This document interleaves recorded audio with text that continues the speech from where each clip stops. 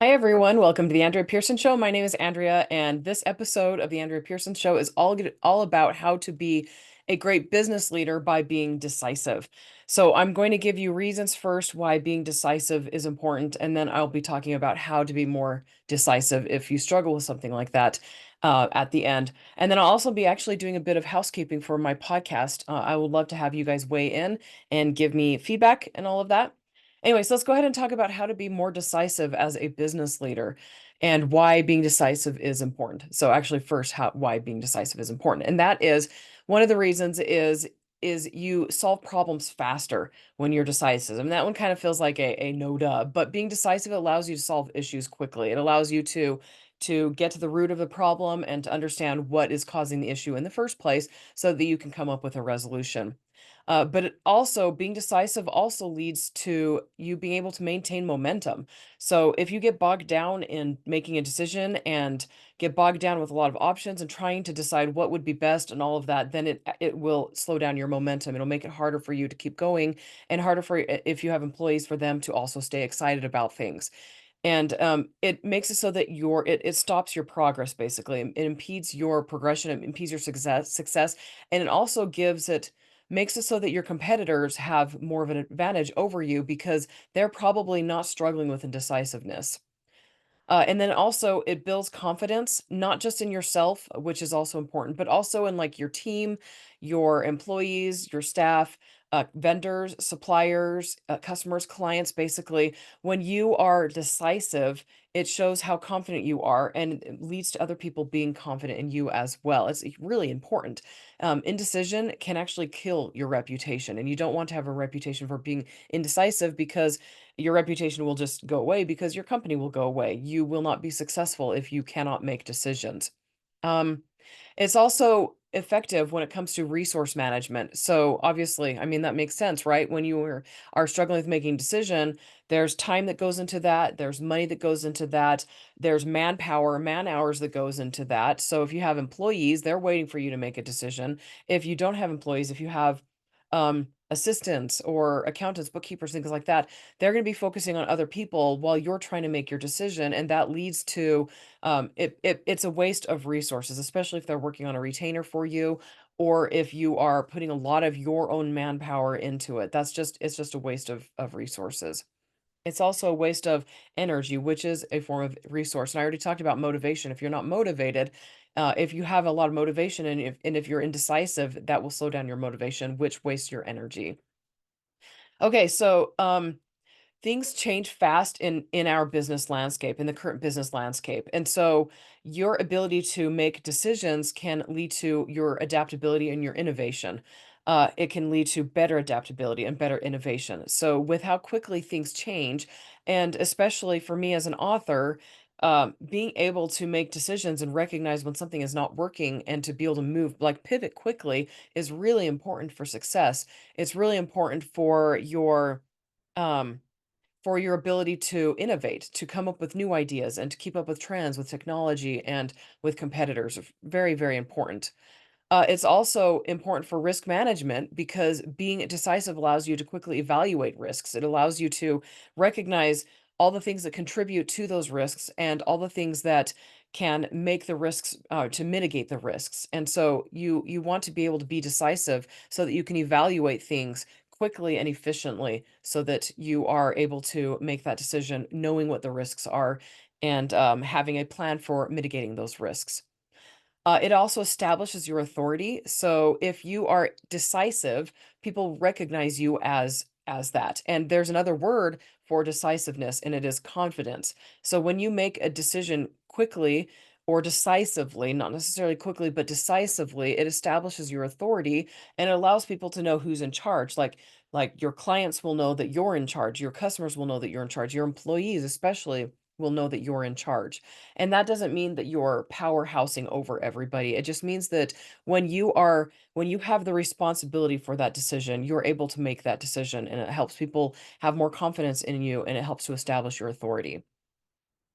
Okay, so it also leads to consistent progress. So everybody knows, like if you slow down to make a decision, it changes your trajectory. It changes effectively you can progress, and it changes how effectively you can meet your goal. So making choices with decisiveness means consistently working towards those goals. It makes it so that you're not stalled out in indecision land. Uh, you're continuing, you're feeding on that motivation, you're continuing that motivation, and you're continuing to progress. It also leads to it avoids decision fatigue. Now, decision fatigue is not something that we talk a whole lot about, but basically, if you're not making decisions, you're having other decisions that are piling up, and small ones, big ones, medium ones, and eventually you'll get to the point where you have so many choices that have to be made that it's just gonna exhaust you. It's gonna ruin your energy and again, motivation, and just gonna make you not want to make decisions because you're like, "Ah, there's too many decisions to make." And it's basically when you're overwhelmed by all of those decisions and all of the choices that you have out there. So basically, making decisions smartly and effectively and efficiently prevents a buildup, which prevents decision fatigue. Okay, so one other thing I want to talk about is when it comes to being decisive is hiring. There are times when, like, okay, so basically being decisive does not mean being impulsive or rash because you want to make decisions that are smart and wise for your situation. So, especially when it comes to hiring people, you don't want to hire somebody rashly or impulsively. And so, being decisive is not being rash and being impulsive.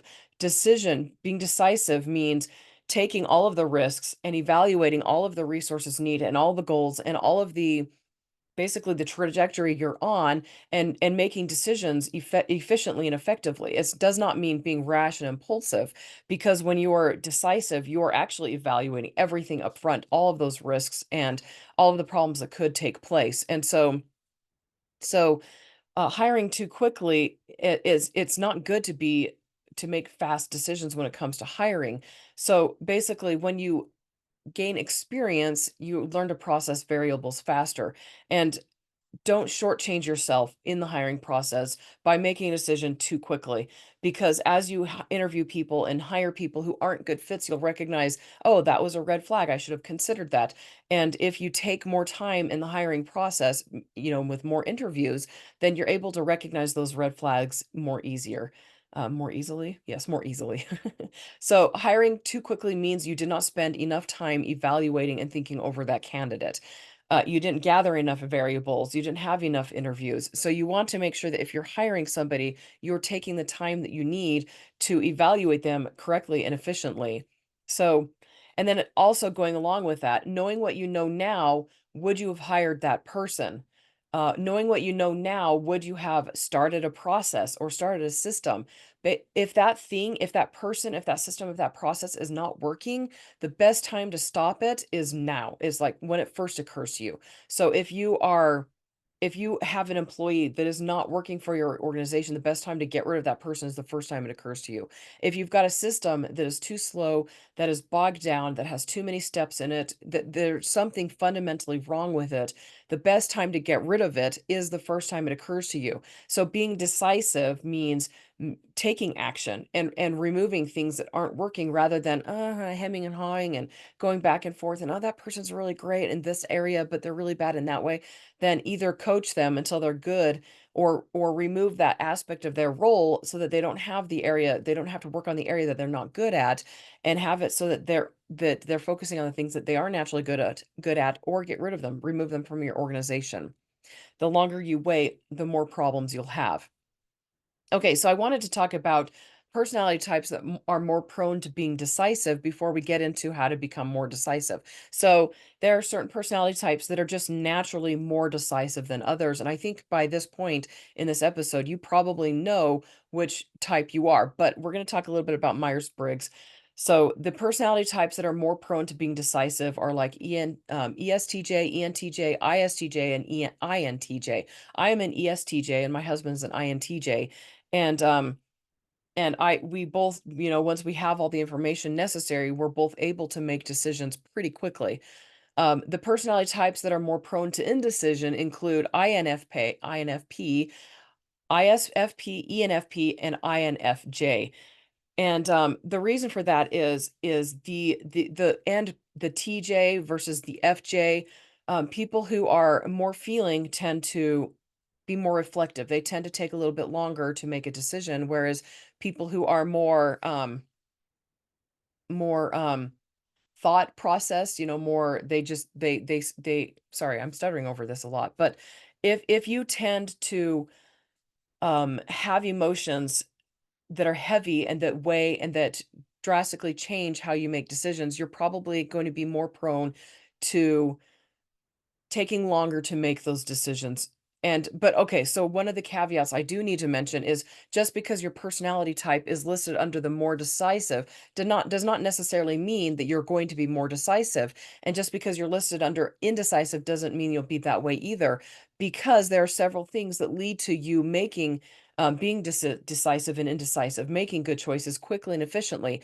Lack of experience, honestly, is huge. If you do not have experience in the area that you are trying to make a decision in, you might not be able to make a decision quickly and efficiently, because that's part of that, the efficiently. If you don't have the experience, or if you don't have the resources necessary or the knowledge, the information that you need to make that decision, you're not going to be able to be efficient. And so, even if you are the personality type who makes decisions quickly, if you have not allowed yourself the opportunity to gain the experience or to gather the information, you're not going to be able to make a decision quickly. So if you normally make decisions quickly and you're struggling with making a decision, step back and look and think, do you have the experience in this field to make that decision?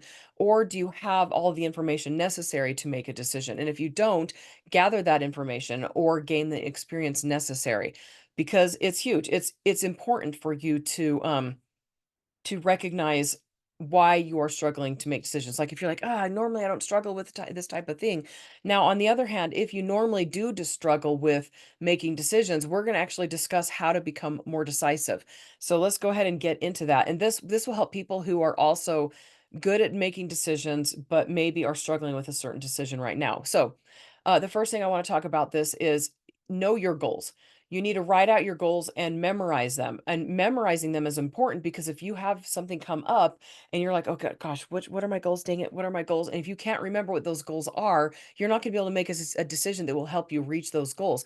But if you understand what your goals are, if you have them memorized, if you know where you're going, if you have a clear mission and clear vision, then you'll be able to make decisions quickly because you'll know, hey, this goal does not, or sorry, this choice, this option does not lead me to making my goal, to reaching my goal. And so if it doesn't, then say no to it. Whereas if it does, then say yes to it. And this also involves knowing where you want to be in 10 years. So if you know where you want to be in 10 years, does this choice lead to you being there faster? And if not, then don't make that choice. Then choose to say no to that choice. And I already talked about this a little bit, but gathering sufficient information. If you can't make a decision, it might be because you don't have enough information already. You don't have enough information on the different variables, the lurking variables, especially. And for those who don't know what a lurking variable is, it's ones that you can't see that aren't immediately, that significantly affect the decision, but aren't immediately visible. Okay, so set a deadline for your decision. Don't leave things open-ended. If you leave things open-ended, you're going to start paying more attention to other things that aren't necessarily as important, or maybe just as important, but on a totally different tier and in a totally different frame where you can set aside that decision to focus on other things. So, you will never make a choice if you don't give yourself a deadline. If you don't say, you know what, I'm either going to sit down and do it right now, or I'm going to have it done by next week, or I'm going to have it done by next month, or whatever. And I want to talk a little bit about my grandma. My grandma was notorious for having a hard time making decisions. She went to the store to get a mop, and it took her 20 minutes to choose that mop. And we laugh about how she wanted to upgrade her house, and it took her 10 years to pick carpet for her house. And part of that could have been because, they didn't always have the money when they needed it, but she just naturally struggled with making decisions. And I mean, 10 years to pick a carpet. I mean, you could pick a carpet and not have the money to get the carpet and then just start saving up money to get the carpet that you want. And so, I mean, I just remember her being very indecisive growing up. It was kind of funny. It was a little bit comical. She was really cute about it. But if you don't have a deadline for your decision, you're going to struggle with actually making that decision because you're just going to keep putting off, keep putting off, keep putting it off. Okay, so prioritizing decisions. You got to focus on the most important things first. Don't sit and spend all of your energy on things that just aren't as important. You need to recognize that um, a lot of little decisions building up can lead to that decision fatigue I talked about earlier, but don't focus on those little things as a way to procrastinate focusing on the big thing. You need to focus on the big things first. Okay, so trust your instincts. You need to go with your gut. If you don't have a lot of experience, your gut might be wrong, but being wrong isn't the end of the world. Experience making bad decisions, like experiences from making bad decisions, leads to better choices in the future. And eventually your gut is going to know, like you're just going to know instinctively if something is a good choice or a bad choice. And that experience will help you. But just trust your instincts, even if you don't have experience in that area, because your instincts might be right. And if they are wrong, you will learn, you'll gain the necessary knowledge so that you can make a better choice in the future. Okay, so practice making decisions. Making small decisions with little or no consequences can allow you that, so it gives you, it strengthens that muscle in your brain to make it so that you can start making bigger decisions, and bigger decisions that have more and more consequences. And it basically builds your confidence in yourself, and it builds that decision making brain muscle to make it so that you are more efficient and effective in the future. Gosh, I've been hanging out with my Australian client too much. In future. Okay. You're going to want to limit your options. Narrow things down, cut stuff off your list quickly. So I want to talk about finding an editor. So my client in Australia, we're in the final rounds of edits, and we decided we want to do one more round of edit on his business book that's going to be coming out early next year. And um he asked me to find another editor for it. We wanted somebody who hasn't worked on the book at all yet, including me, because, we needed a fresh take on it. And so I was posting all over the place. Some of you guys who follow might have seen me posting all over looking for editors. And I actually came across Readsy, which is a website that I'd known about for a long time. And Readsy has so many options for editors, so many options for people who would be absolutely phenomenal at editing this book, but they only allow you to reach out to 5. And I think that's like, it was at first it was really frustrating. I was like, but it forces you to eliminate options that aren't as good really quickly, because if you want to move forward with your project, you've got to narrow things down. And so you've got only 5 options. And I really loved that, honestly. I was like, okay, so this one, while I love this aspect of this editor, they're probably not the best editor for this project.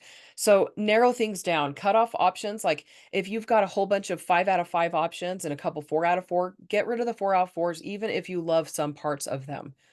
Okay, so this next one, embrace imperfection. This one's really important because I really, really struggle with this. I want to do things right from the get-go.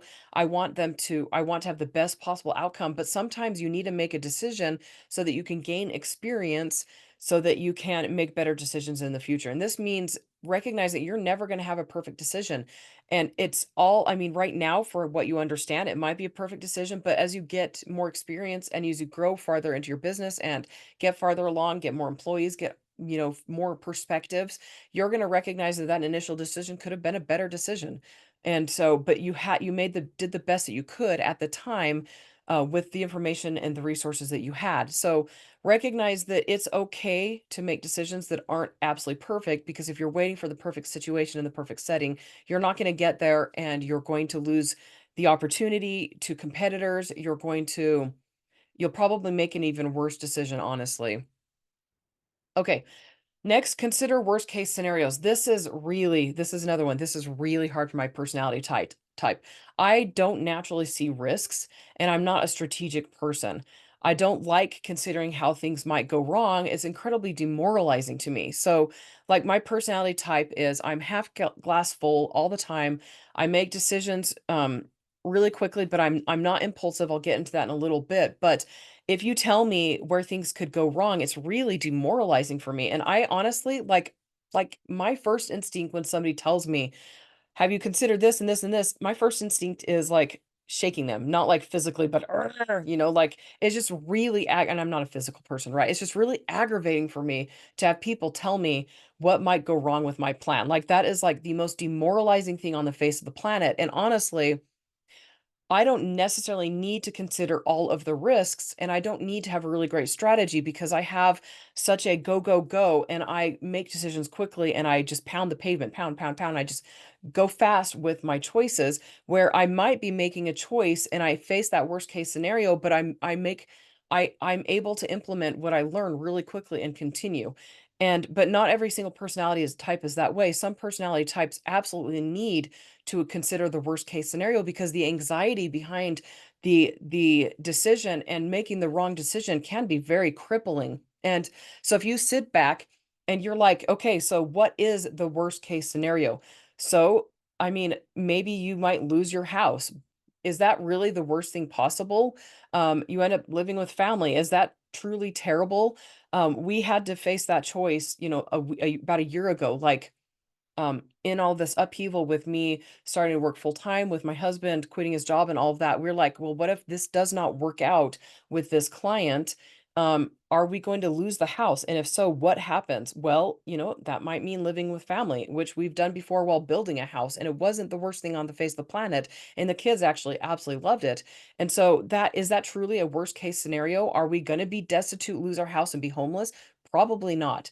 And so look at the realistic worst case scenarios, consider them, make a plan for what would happen if that ends up being your situation, and recognize that worst case scenarios almost never happen. There are many grades and variations between worst case scenario and best case scenario, and more likely than not, you'll end up in the middle, and that's not a bad place to be in general.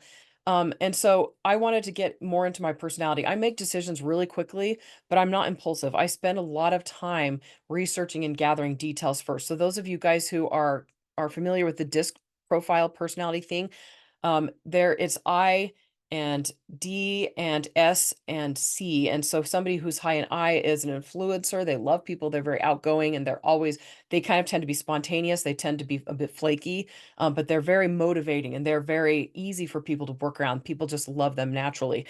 People who are high drive, they get things done really quickly. Like they're just very, very, very efficient. They also tend to be motive or sorry, they what's the word? They handle disruption with anger, honestly. Like they get impatient, they get frustrated.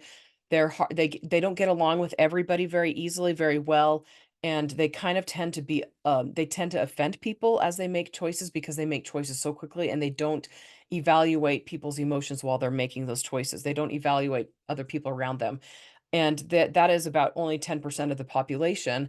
And then and I can't remember what influencers are. I think it's only like 10% of the population, maybe 25%.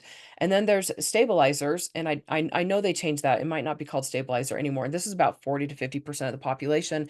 They tend to go with the flow. They tend to follow leaders. They tend to analyze things. They tend to be incredibly patient, and not analyze things, sorry. They tend to be very, very patient, and they'll just go, go, go, go, go when it comes to being pushed around. And then all of a sudden they will snap, and you will know when they snap because it's a big explosion and everybody knows that they snapped.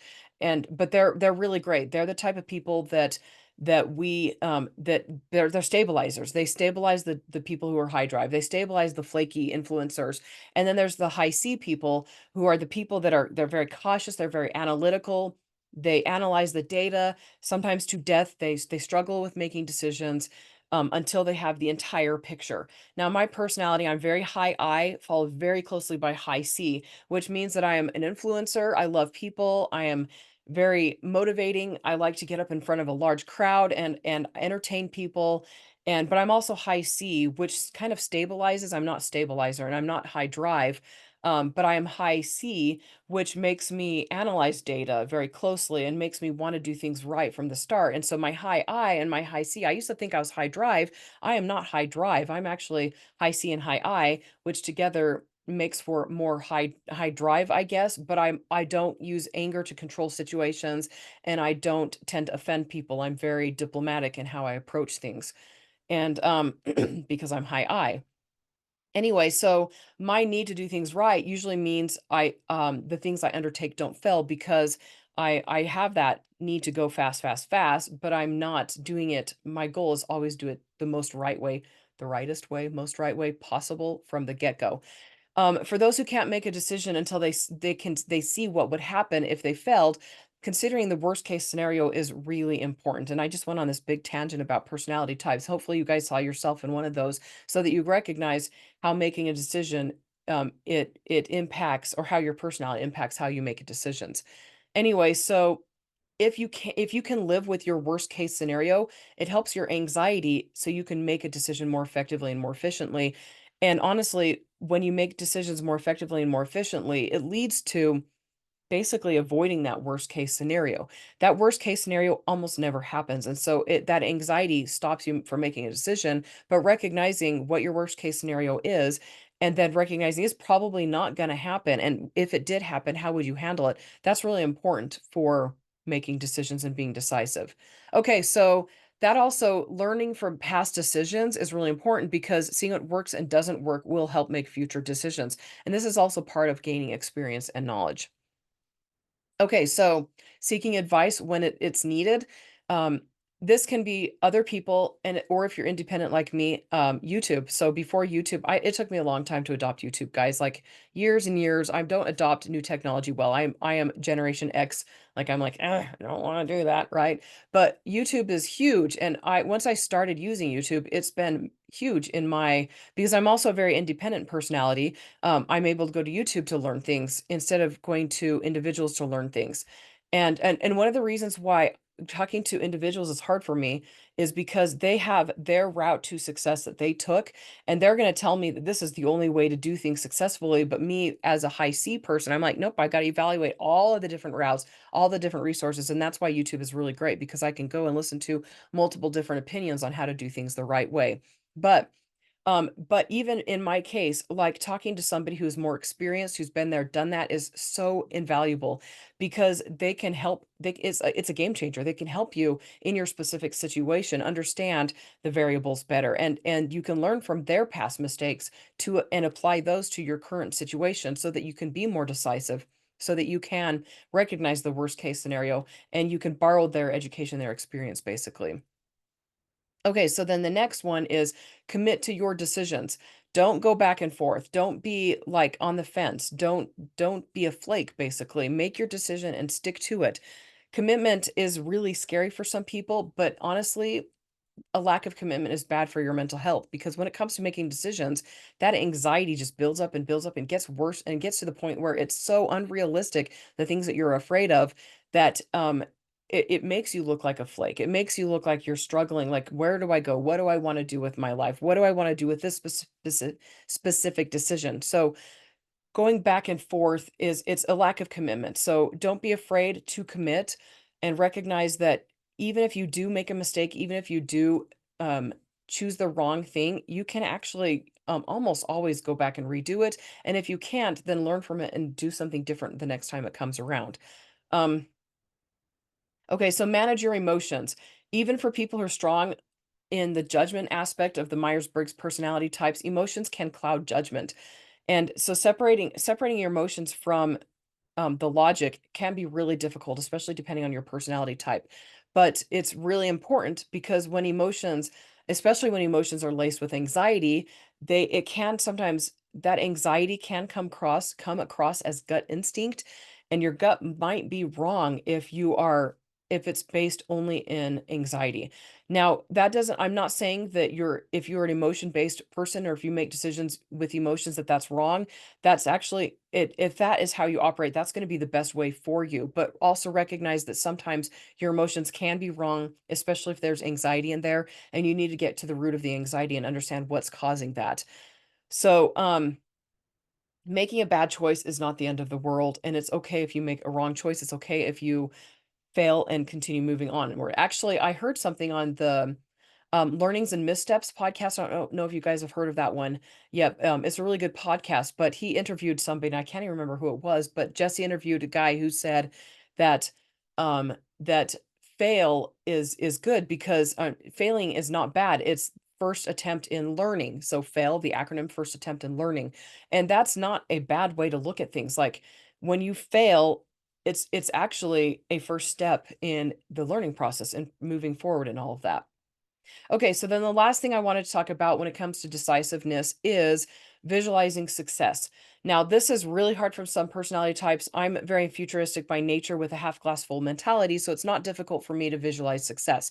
But if this is not how you are naturally, sit down in a quiet place, maybe with a pen or paper or whatever it is that helps you concentrate and practice deep thinking and focus on how awesome the future could be if you were successful in this with this decision. Like if you make the right decision, focus on that success that could come your way.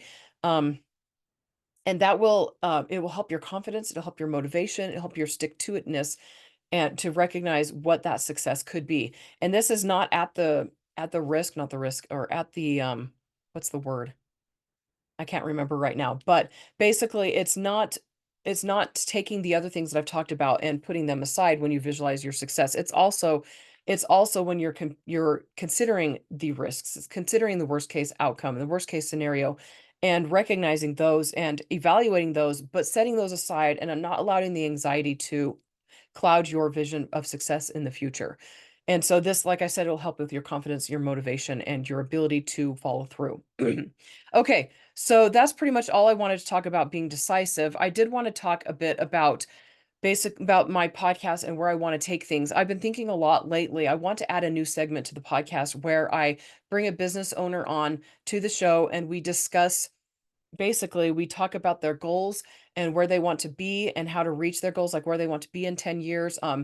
And it's kind of like I take a guest onto the show and I help them break down their business and build up a blueprint for future success. And I'm going to be kind of calling it like business blueprint, business breakdowns and blueprints. I haven't decided exactly what I'm going to call it, but um I want to take people onto the show who want to, and this would be free for them. It's basically a way for me to build content for my podcast and delve into their goals and where they want to go with their business and and discuss things that might stop them from getting there that they might not consider, and then basically setting up a roadmap, a path to reaching the success that they want to reach. And I want to do multiple different businesses and business owners and basically, so the reason I wanna do this is I already said I want to increase the type of content that I have out there. I want to make this podcast be something that is valuable to the listener so that you guys are learning from not just me,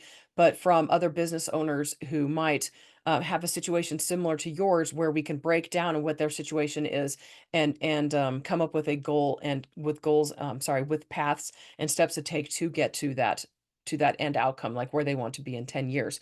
I have a lot of experience in marketing and customer service and focus. I'm really, really good at lasering in on the most important things to focus on to get you where you want to go. And I've found that a lot of times it's the marketing that stops people up. Even I mean, not just authors, but I mean, a lot of the business owners that I've worked with, they struggle with marketing. It just does not come naturally to them, and it comes naturally to me. And so I've discovered that a lack of ability in marketing and not fully understanding how customer service affects business, those are the two biggest things that entrepreneurs need to be successful. And because I'm good at that stuff, I want to be able to help entrepreneurs and business owners figure out where they want to go with their business and figure out the best path to get there. And, I want this to be an opportunity for me to learn more about other businesses because I focus so much on authors and now a lot on trade, businesses. I just want a variety of business owners and to be able to help them figure out where they want to go while you guys, those of you guys who are listening, recognize that, I am not an expert in your business, but I do know marketing and I can help you. And I'm just really excited about that possible segment. I'm not entirely sure how it'll go over, and if there is a lot of interest for that. So if you are interested, I'm going to put a link in the show note for you to go and fill out a form that will basically help me know if you would be a good fit for the show. And what I mean by that is you need to have a good microphone, not necessarily good microphone. You just need to be legible, legible and audible, legible by ear. Anyway, yeah, so yeah, I really want this podcast to be something that is providing value for business owners and giving you guys clear paths to success and helping you guys figure out what your weaknesses are in your business and what your strengths are. And if that if that segment sounds like something you guys would be interested in, this podcast is really small still. It's really I don't have a big audience, but go ahead and comment below. Let me know, and if you are interested in being in that future segment, then go fill out the form. I've got a link to it in the show note. Anyway, that's pretty much it for this podcast, guys. Thank you so much for listening. I really appreciate and love you guys. And I want to help you guys be more successful with your businesses. I want you guys to be able to be more decisive. Comment below if you have any questions or comments. Hit the like and the subscribe button. If you're listening on a podcast, definitely subscribe, and I will talk to you all later. Thank you. Bye.